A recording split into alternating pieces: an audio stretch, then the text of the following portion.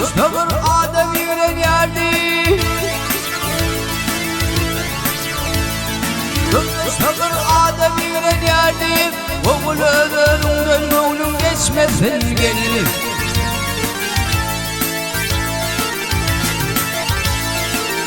Hakikat günü yadımda taktay.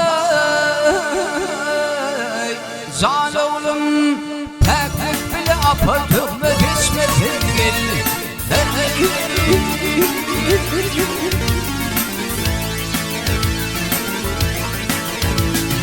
On Adem iyi Adem hile yar deyip ömrüden ayrılıp dillen göçmesin gelir. Özvenin gülüne vah özvenin baylığına konup gelmeye. Can oğlum her yerde dozum o düşmesin gelir.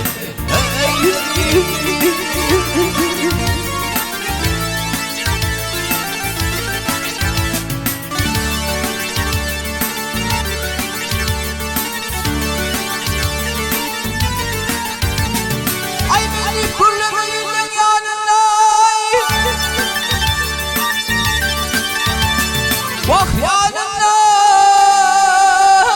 yanımda.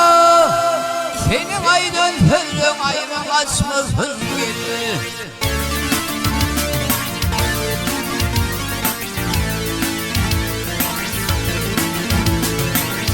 Kimliğine, vah kimliğine belirtirler özünden. Can oğlum yalın hırrın istediğin kaçmasın gelir.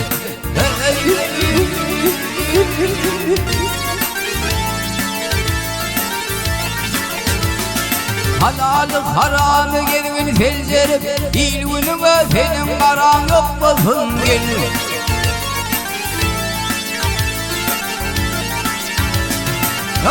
Atanınni vah atanınni aydar sana bazısın bağladı. Can oğlum bu kulaktan giyirip ondan sıkmasın gelir. Benim aydın hırrın uğru vermesin gelir. Yalan söyleme sevil kaçmasın gelir.